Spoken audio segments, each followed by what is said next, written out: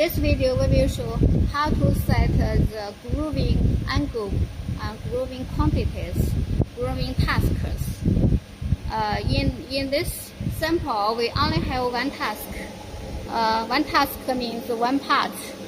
The staircase, this wood sample only have one task. This one is one task. If there are more tasks, then we will groove the other parts of the sample. Okay. Press menu. 这个 menu. This is user setup. This is tuning cut. The second one is spiral work setup. You can set grooving speed. 速度的话也可以设，就是改成 You can set speed in this place.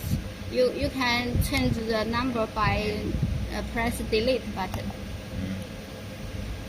The speed is set well now. OK. Press OK. You can set the spiral work. 这样可以先设这个。The first one is to set the task quantity. In this sample, we have only one task. Then we can set. This is task 1. In task 1, you can set the grooving quantity. This is the quantity. You can press delete, set the quantity, and you can set the angle, the grooving angle.